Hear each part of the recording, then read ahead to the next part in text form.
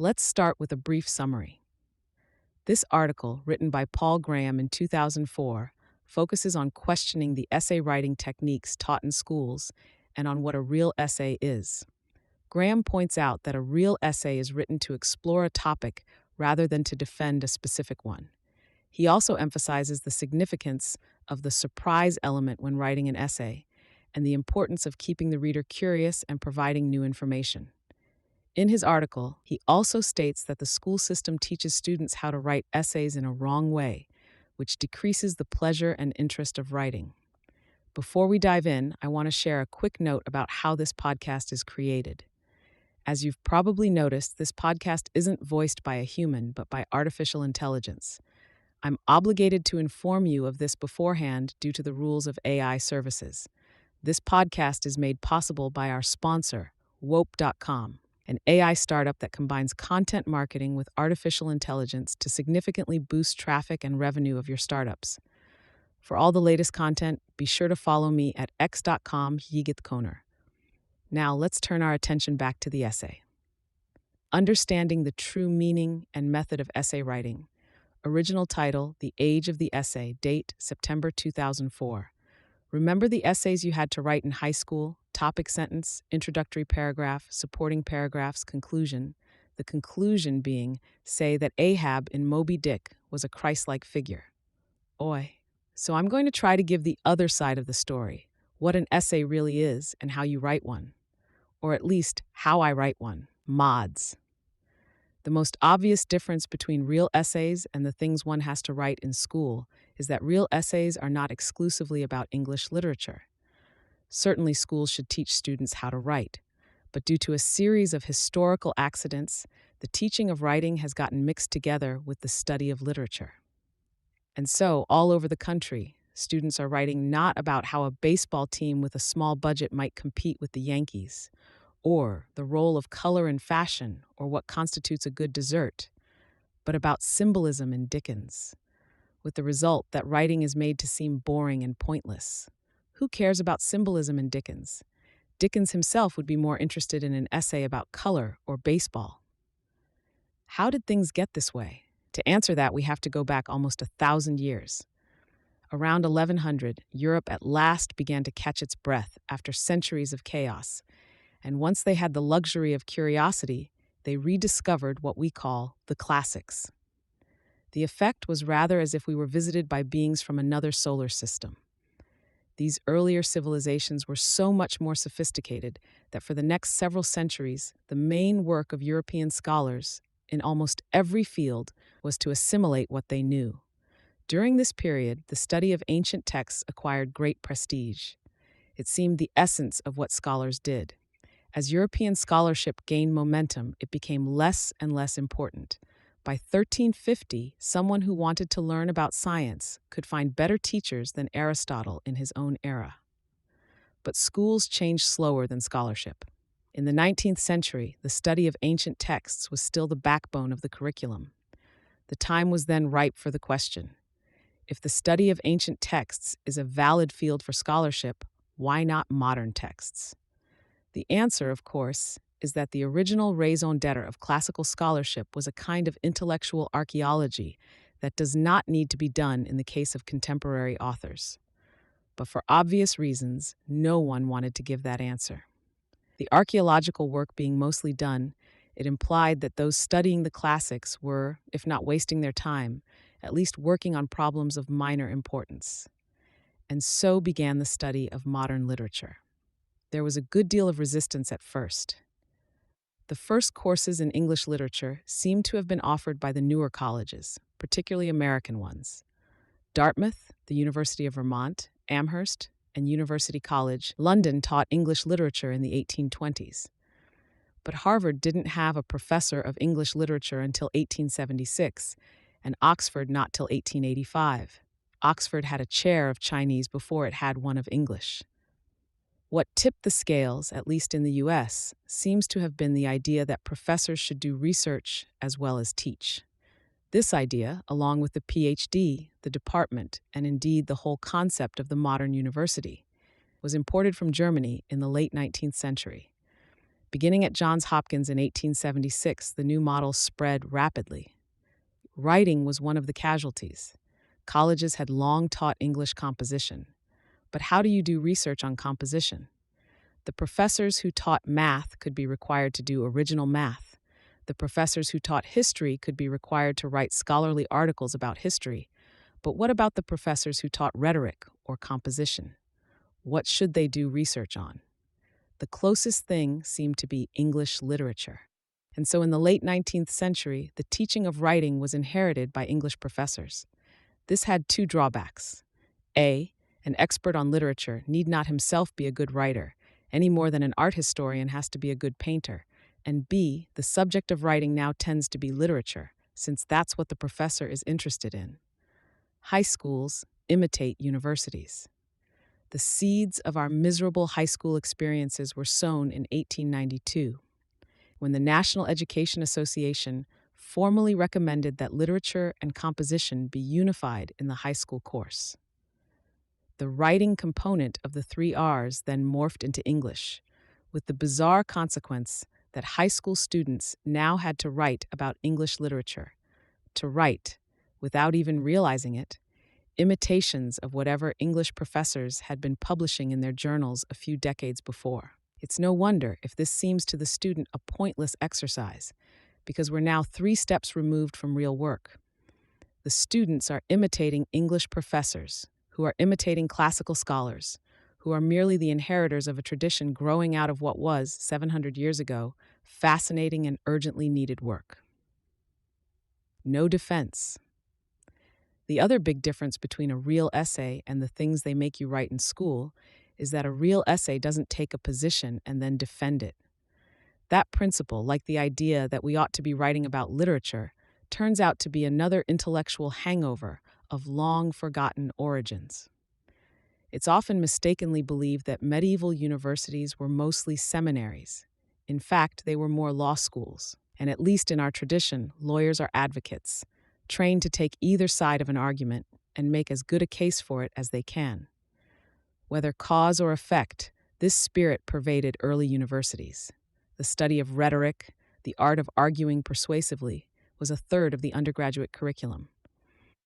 And after the lecture, the most common form of discussion was the disputation. This is at least nominally preserved in our present-day thesis defense.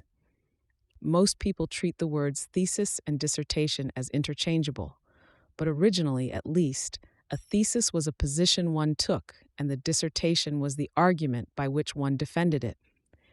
Defending a position may be a necessary evil in a legal dispute, but it's not the best way to get at the truth, as I think lawyers would be the first to admit. It's not just that you miss subtleties this way. The real problem is that you can't change the question. And yet this principle is built into the very structure of the things they teach you to write in high school. The topic sentence is your thesis, chosen in advance, the supporting paragraphs, the blows you strike in the conflict, and the conclusion. What is the conclusion? I was never sure about that in high school. It seemed as if we were just supposed to restate what we said in the first paragraph, but in different enough words that no one could tell. Why bother? But when you understand the origins of this sort of essay, you can see where the conclusion comes from. It's the concluding remarks to the jury. Good writing should be convincing, certainly, but it should be convincing because you got the right answers, not because you did a good job of arguing. When I give a draft of an essay to friends, there are 2 things I want to know: which parts bore them, and which seem unconvincing. The boring bits can usually be fixed by cutting, but I don't try to fix the unconvincing bits by arguing more cleverly. I need to talk the matter over. At the very least, I must have explained something badly. In that case, in the course of the conversation, I'll be forced to come up with a clearer explanation, which I can just incorporate in the essay. More often than not, I have to change what I was saying as well. But the aim is never to be convincing per se. As the reader gets smarter, convincing and true become identical. So if I can convince smart readers, I must be near the truth. The sort of writing that attempts to persuade may be a valid, or at least inevitable, form, but it's historically inaccurate to call it an essay. An essay is something else. Trying. To understand what a real essay is, we have to reach back into history again, though this time not so far. To Michel de Montaigne, who in 1580 published a book of what he called essay. He was doing something quite different from what lawyers do, and the difference is embodied in the name. Essayer is the French verb meaning to try, and an essay is an attempt. An essay is something you write to try to figure something out. Figure out what? You don't know yet, and so you can't begin with a thesis because you don't have one and may never have one. An essay doesn't begin with a statement, but with a question. In a real essay, you don't take a position and defend it. You notice a door that's ajar, and you open it and walk in to see what's inside. If all you want to do is figure things out, why do you need to write anything, though? Why not just sit and think? Well, there precisely is Montaigne's great discovery. Expressing ideas helps to form them. Indeed, helps is far too weak a word. Most of what ends up in my essays, I only thought of when I sat down to write them. That's why I write them. In the things you write in school, you are, in theory, merely explaining yourself to the reader. In a real essay, you're writing for yourself. You're thinking out loud, but not quite. Just as inviting people over forces you to clean up your apartment, writing something that other people will read forces you to think well. So it does matter to have an audience. The things I've written just for myself are no good. They tend to peter out. When I run into difficulties, I find I conclude with a few vague questions and then drift off to get a cup of tea. Many published essays peter out in the same way, particularly the sort written by the staff writers of news magazines. Outside writers tend to supply editorials of the defend a position variety, which make a beeline toward a rousing and foreordained conclusion. But the staff writers feel obliged to write something balanced. Since they're writing for a popular magazine, they start with the most radioactively controversial questions, from which, because they're writing for a popular magazine, they then proceed to recoil in terror. Abortion, for or against? This group says one thing, that group says another. One thing is certain, the question is a complex one.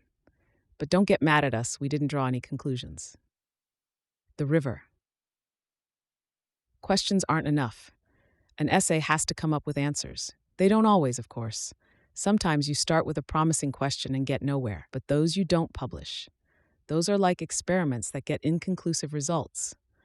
An essay you publish ought to tell the reader something he didn't already know. But what you tell him doesn't matter, so long as it's interesting. I'm sometimes accused of meandering. In defend a position writing, that would be a flaw. There, you're not concerned with truth. You already know where you're going, and you want to go straight there, blustering through obstacles and hand-waving your way across swampy ground. But that's not what you're trying to do in an essay. An essay is supposed to be a search for truth. It would be suspicious if it didn't meander. The meander, aka Menderes, is a river in Turkey. As you might expect, it winds all over the place. But it doesn't do this out of frivolity. The path it has discovered is the most economical route to the sea. The river's algorithm is simple. At each step, flow down. For the essayist, this translates to flow interesting. Of all the places to go next, choose the most interesting. One can't have quite as little foresight as a river.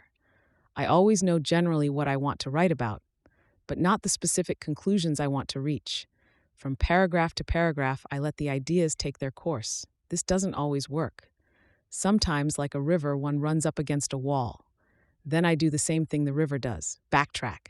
At one point in this essay, I found that after following a certain thread, I ran out of ideas. I had to go back 7 paragraphs and start over in another direction. Fundamentally, an essay is a train of thought, but a cleaned-up train of thought, as dialogue is cleaned-up conversation. Real thought, like real conversation, is full of false starts. It would be exhausting to read. You need to cut and fill to emphasize the central thread, like an illustrator inking over a pencil drawing. But don't change so much that you lose the spontaneity of the original. Err on the side of the river. An essay is not a reference work. It's not something you read looking for a specific answer and feel cheated if you don't find it. I'd much rather read an essay that went off in an unexpected but interesting direction than one that plodded dutifully along a prescribed course. Surprise! So, what's interesting? For me, interesting means surprise. Interfaces, as Jeffrey James has said, should follow the principle of least astonishment. A button that looks like it will make a machine stop should make it stop, not speed up. Essays should do the opposite. Essays should aim for maximum surprise.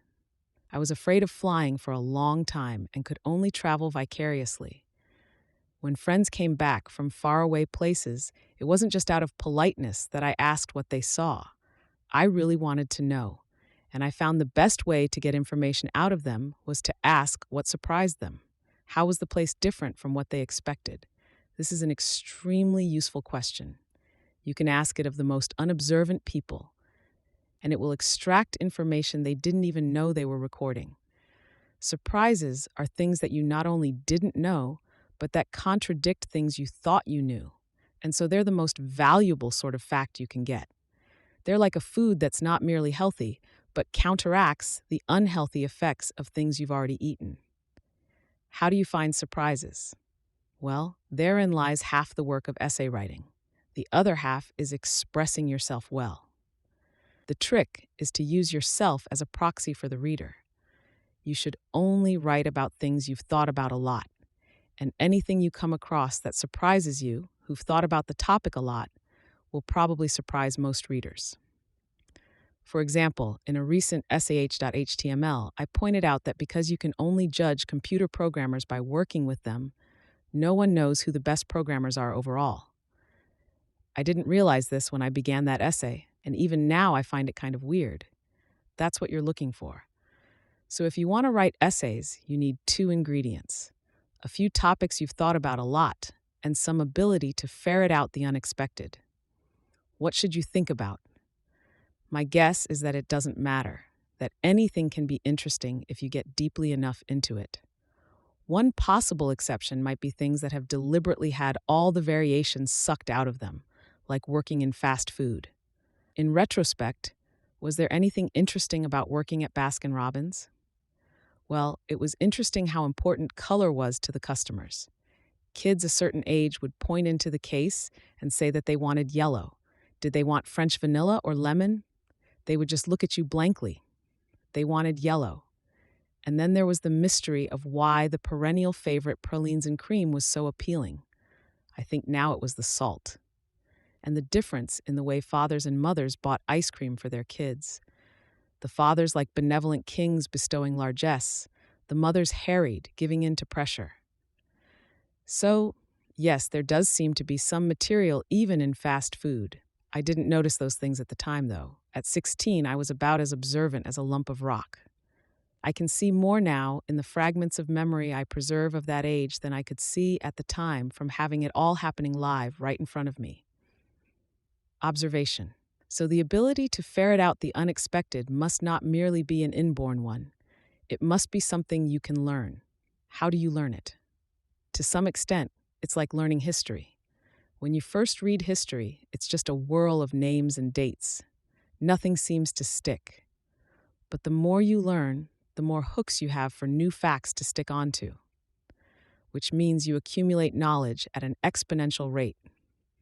Once you remember that Normans conquered England in 1066, it will catch your attention when you hear that other Normans conquered southern Italy at about the same time, which will make you wonder about Normandy and take note when a third book mentions that Normans were not, like most of what is now called France, tribes that flowed in as the Roman Empire collapsed, but Vikings, Norman Northmen, who arrived 4 centuries later in 911, which makes it easier to remember that Dublin was also established by Vikings in the 840s, etc., squared. Collecting surprises is a similar process. The more anomalies you've seen, the more easily you'll notice new ones, which means, oddly enough, that as you grow older, life should become more and more surprising. When I was a kid, I used to think adults had it all figured out. I had it backwards. Kids are the ones who have it all figured out. They're just mistaken. When it comes to surprises, the rich get richer. But as with wealth, there may be habits of mind that will help the process along. It's good to have a habit of asking questions, especially questions beginning with why, but not in the random way that 3-year-olds ask why. There are an infinite number of questions. How do you find the fruitful ones? I find it especially useful to ask why about things that seem wrong. For example, why should there be a connection between humor and misfortune? Why do we find it funny when a character, even one we like, slips on a banana peel? There's a whole essay's worth of surprises there for sure. If you want to notice things that seem wrong, you'll find a degree of skepticism helpful. I take it as an axiom that we're only achieving 1% of what we could. This helps counteract the rule that gets beaten into our heads as children that things are the way they are because that is how things have to be. For example, everyone I've talked to while writing this essay felt the same about English classes, that the whole process seemed pointless.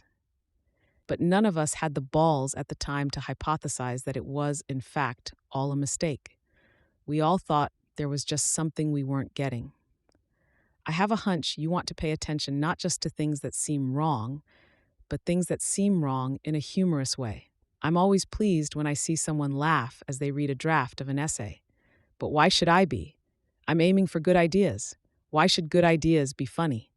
The connection may be surprise. Surprises make us laugh, and surprises are what one wants to deliver. I write down things that surprise me in notebooks. I never actually get around to reading them and using what I've written, but I do tend to reproduce the same thoughts later. So the main value of notebooks may be what writing things down leaves in your head. People trying to be cool will find themselves at a disadvantage when collecting surprises. To be surprised is to be mistaken. And the essence of cool, as any 14-year-old could tell you, is nil admirari. When you're mistaken, don't dwell on it. Just act like nothing's wrong, and maybe no one will notice. One of the keys to coolness is to avoid situations where inexperience may make you look foolish. If you want to find surprises, you should do the opposite. Study lots of different things, because some of the most interesting surprises are unexpected connections between different fields. For example, jam, bacon, pickles, and cheese, which are among the most pleasing of foods, were all originally intended as methods of preservation. And so were books and paintings. Whatever you study, include history, but social and economic history, not political history. History seems to me so important that it's misleading to treat it as a mere field of study. Another way to describe it is all the data we have so far. Among other things, studying history gives one confidence that there are good ideas waiting to be discovered right under our noses. Swords evolved during the Bronze Age out of daggers, which, like their flint predecessors, had a hilt separate from the blade. Because swords are longer, the hilts kept breaking off.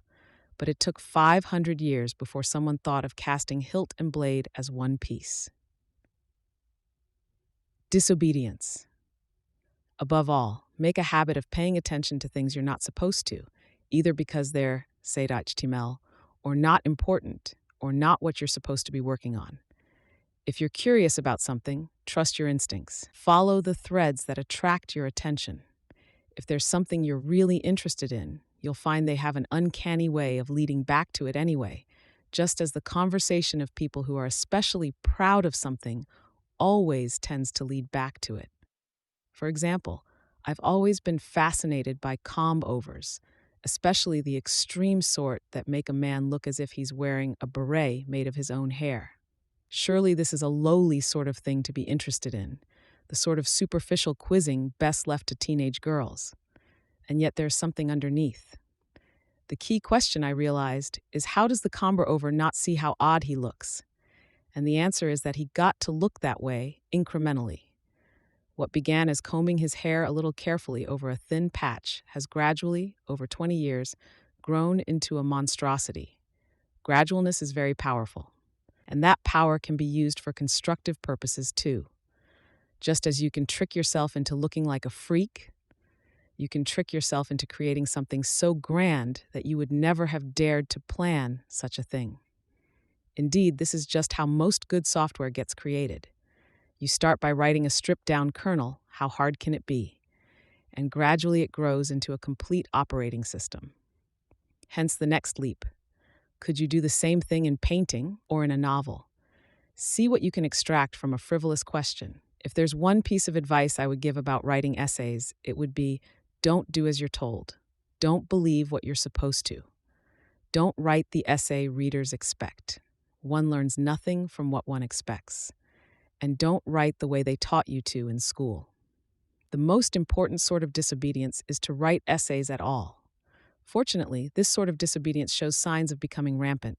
h/www.ojr.org/ojrglaser 056050027.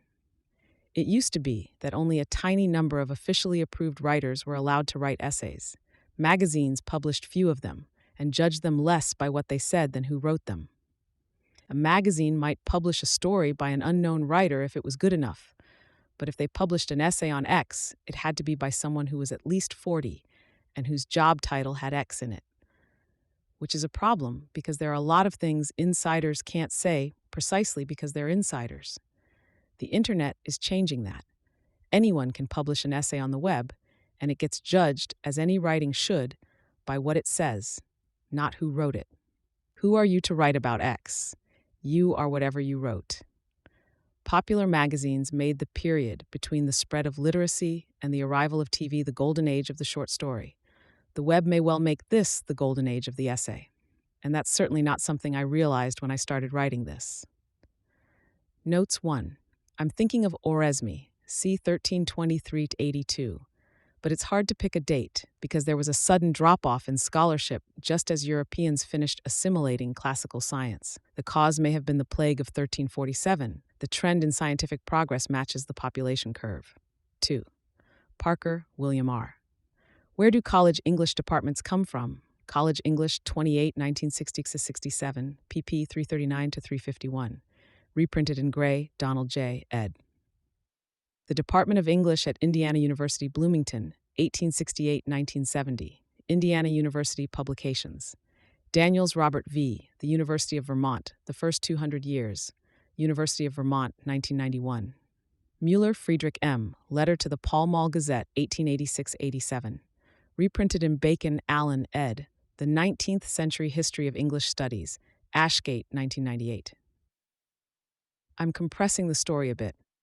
At first, literature took a back seat to philology, which A, seemed more serious and B, was popular in Germany, where many of the leading scholars of that generation had been trained. In some cases, the writing teachers were transformed in situ into English professors. Francis James Child, who had been Boylston Professor of Rhetoric at Harvard since 1851, became in 1876 the university's first professor of English. Parker, Op. Cit. p. 25. The undergraduate curriculum, or trivium, whence trivial, consisted of Latin grammar, rhetoric, and logic. Candidates for master's degrees went on to study the quadrivium of arithmetic, geometry, music, and astronomy. Together, these were the 7 liberal arts. The study of rhetoric was inherited directly from Rome, where it was considered the most important subject. It would not be far from the truth to say that education in the classical world meant training landowners' sons to speak well enough to defend their interests in political and legal disputes. Trevor Blackwell points out that this isn't strictly true, because the outside edges of curves erode faster. Thanks to Ken Anderson, Trevor Blackwell, Sarah Harlan, Jessica Livingston, Jackie McDonough, and Robert Morris for reading drafts of this.